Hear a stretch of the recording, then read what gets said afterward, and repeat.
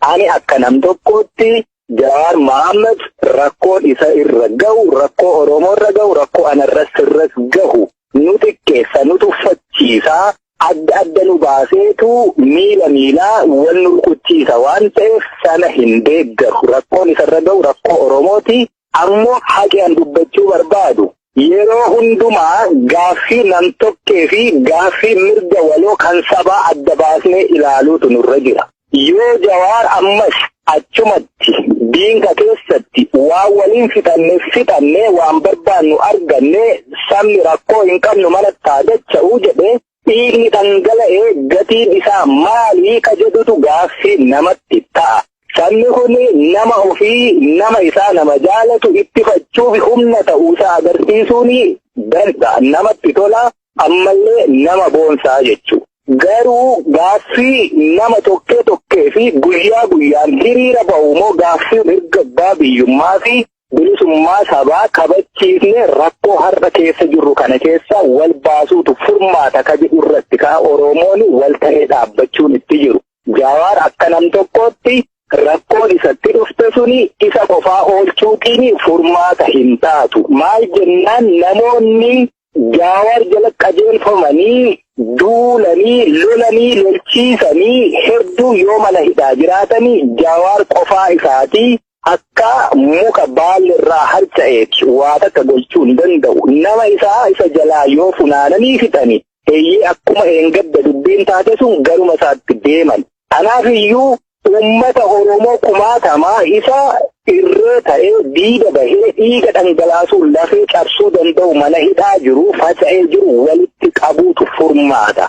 Kana kan ani jechuu barbaadu. Akka biraatti OPDO keessa waanta jiru jira. Kaleessa nuti saban bilisoomsine OPDOdha Tigree jalaa baasne malee qabsoon karaatti hafee yookaan immoo warraaqsi inni gatate isa kana.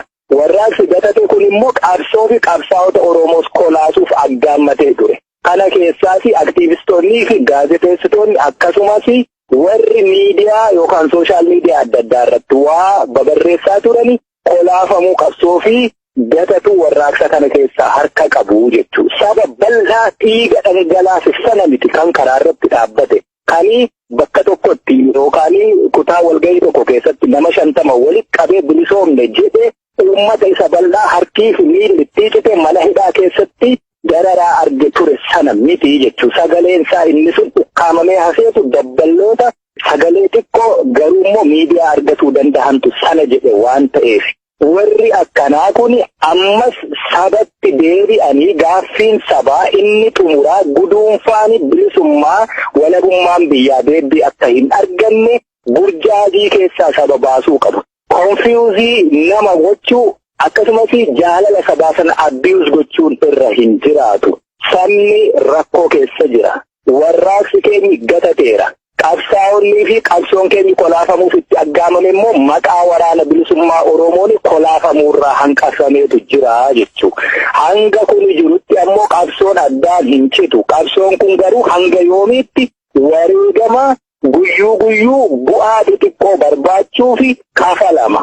Maaliif guduunfaan ittiin taasifamu? Waan xiqqoo barbaadaa gaafa waan xiqqoo dhabne harka duwwaa galla. Waan guddaa maaf hin gaafannu? Yoo xiqqaatillee waan guddaa dhabne waan xiqqootiin galuu ni dandeenya jechuudha. Gaaffii Oromoo xiqqeessuun nurra hin jiraatu.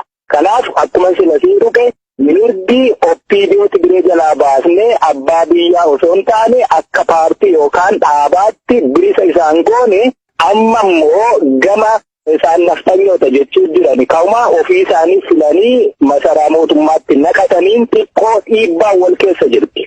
Amma Tigree irraa bilisa bahani Amaara irraa akka bilisa isaan baasnudha dhiiga nu dhangalaasisuu fi waan tolfames natti fakkaachuutti jira jechuudha.